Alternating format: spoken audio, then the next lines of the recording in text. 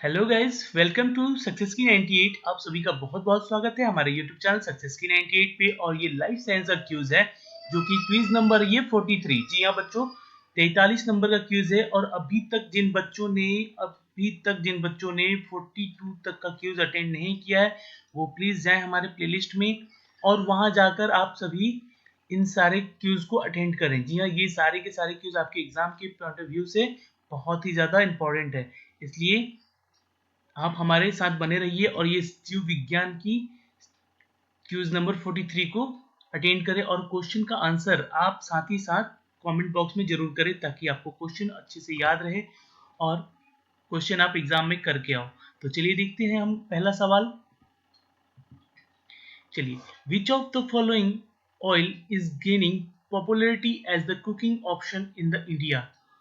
कहने का मतलब है इसका कि भारत में खाना पकाने के विकल्प के रूप में निम्नलिखित में से कौन सा तेल लोकप्रियता प्राप्त कर चुका है। तो आपको आंसर पता है तो नीचे जाके कमेंट बॉक्स में जरूर इसका आंसर कमेंट कीजिएगा। और ये जो क्वेश्चन है ये एसएससी सीएचएसएल में पूछ चुका है, ठीक है, तो इसको इग्नोर मत कीजिएगा, इसका आंसर दीजिएगा, ठीक है। चलिए जल्दी से, जैतून का तेल, नारियल का तेल, पोंगामिया या मूंगफली का तेल, ठीक है, किसका ज्यादातर यूज खाना बनाने के विकल्प के रूप में किया जाता है।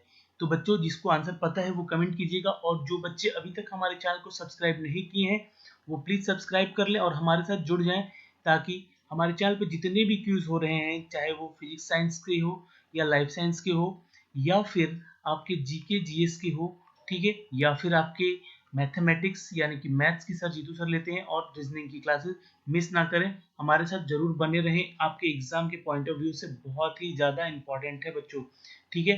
तो चलिए इसका आंसर आपको अगर आप पता है तो इसका आंसर यहाँ पे कमेंट कीजिए। इसका आंसर मैं बताने जा रहा हूँ, यस, इट्स अ कोकोनट यानी कि नारियल का तेल, जो कि खाना पकाने के विकल्प के रूप में निम्नलिखित इन सब तेलों में से सबसे ज़्यादा यूज होता है, ठीक है। चलिए अगला सवाल है बच्चे, flower in which pollination take place by insect their pollen grain are, ठीक है, यानी कि फूल जिसमें परागण कीटाणुओं, ठीक है, परागण कीटाणुओं यानी कि pollination टेक, ठीक है, इंसेक्ट यानी कि परागण कीटाणु होते हैं द्वारा परागण होता है, उसके पराग अनाज कौन से होते हैं, ठीक है, smooth and dry, rough and dry sticky, ठीक है, और रफ एंड ड्राई, ठीक है, रफ एंड स्टिकी या rough and dry, large in size. तो चलिए फूलों में पराग कीटाणु होते हैं जिसमें, ठीक है, उसका पराग अनाज यानी कि उसका जो सीड होता है वो कैसा होता है, ठीक ना, चिकना या सूखा, असहज असहज या चिपचिपा, कच्चे या सूखे, आकार में या बड़ा, ठीक है। तो चलिए आंसर आपको पता है तो इसका आंसर जरूर कमेंट कीजिएगा, इंपॉर्टेंट क्वेश्चन है। और ये क्वेश्चन जो है आपके रेलवे के एग्जाम में पूछ चुका है, कब, तो 2016 में, ठीक है। ये जो एग्जाम हुआ था ऑनलाइन सी उसका कंप्यूटर बेस्ड टेस्ट हुआ था, उसके प्रीलिम्स में ये एग्जाम प्रीलिम्स में ये क्वेश्चन पूछ चुका है बच्चे, ठीक है। तो चलिए इसका आंसर मैं देता हूं, इसका आंसर है असहज और चिपचिपा होता है, ठीक है। जो पराग अनाज होता है, जो सीड होता है वो चिपचिपा टाइप का होता है यानी रफ भी होता है, ठीक है। चलो अब क्वेश्चन नंबर थर्ड देखते हैं। और ये क्वेश्चन इंपॉर्टेंट इसलिए है क्योंकि ये आईबी में पूछ चुका है और आईबी में पूछा हुआ क्वेश्चन हो सकता है कि आपके रेलवे के एग्जाम में भी पूछा जा सके। तो बच्चे हमारे साथ बने रहिएगा आप लोग, ठीक है। तो बताइए, गेहूं का फूलना, ठीक है, क्या होता है,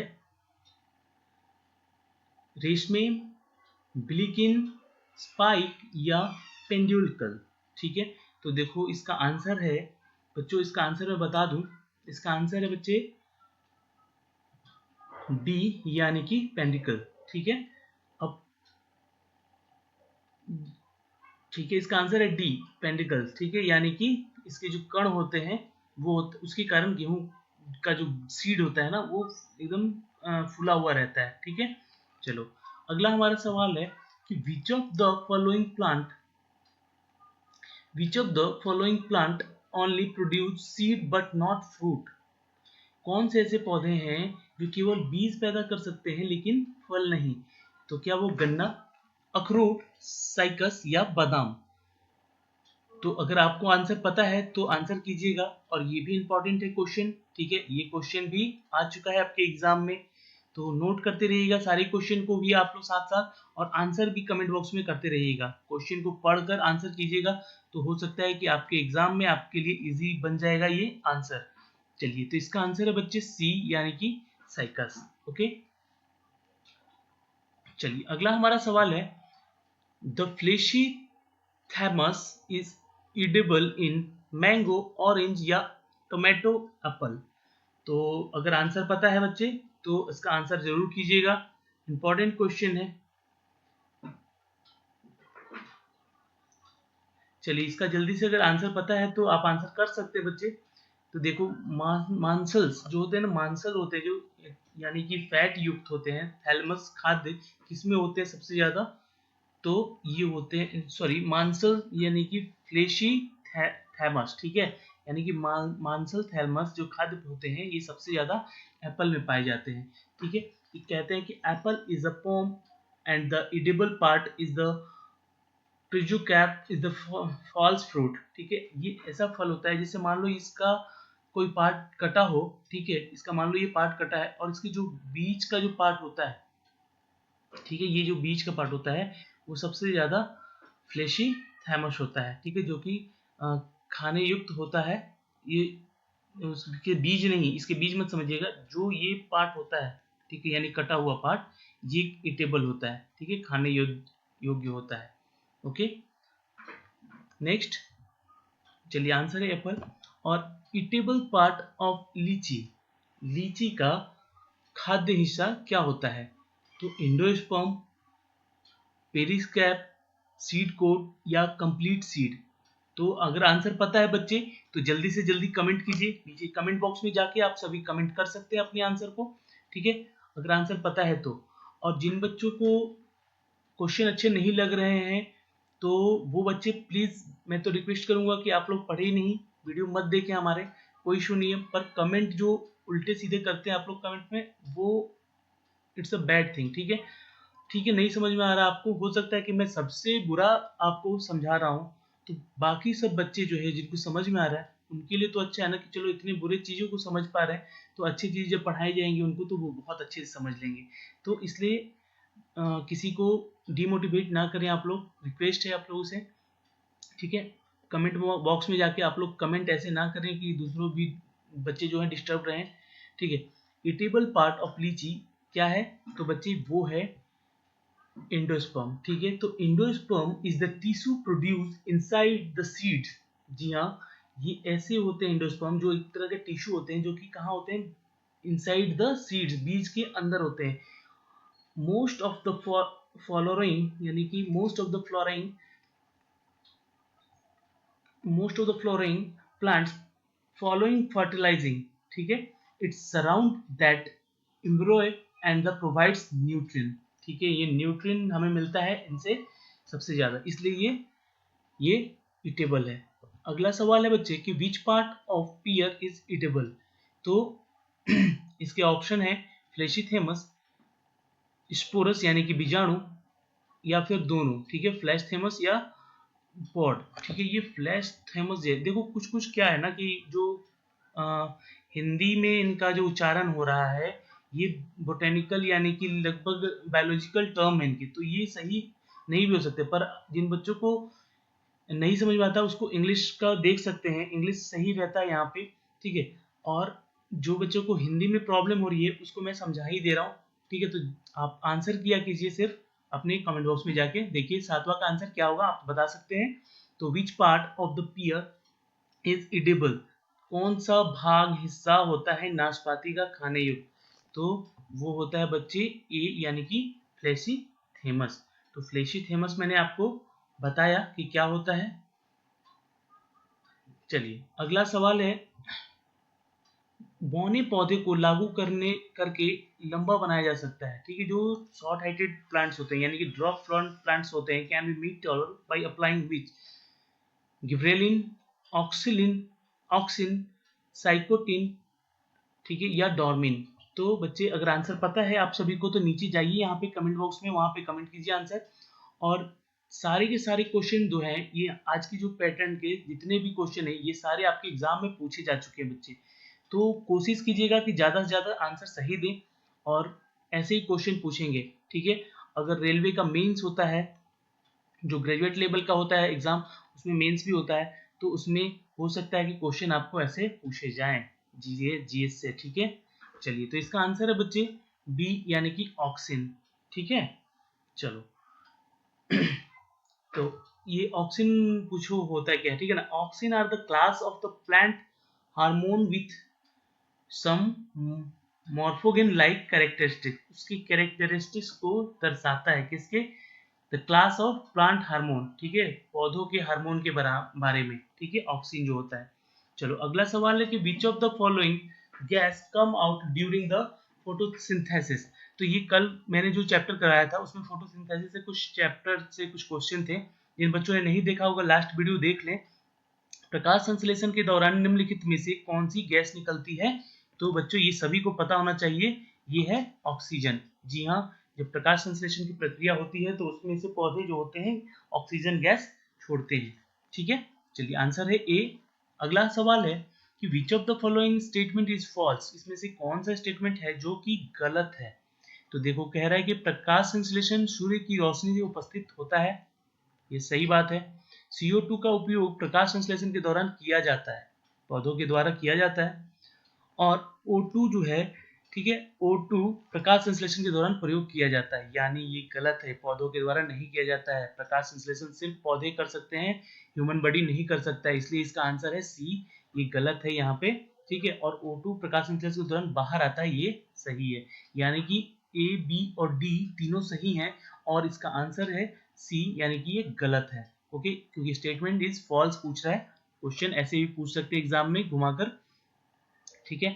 और फिर से मैं एक बार बोल देना चाहता हूँ कि यार प्लीज जिन बच्चों ने सब्सक्राइब नहीं किया है उनको सब्सक्राइब करवाओ और वीडियो को शेयर कर दो अपने दोस्तों में, ताकि उनको नंबर ऑफ क्वेश्चन ज्यादा मिले और क्वेश्चन को एग्जाम में अटेम्प्ट कर सके वो ज्यादा से ज्यादा, है ना।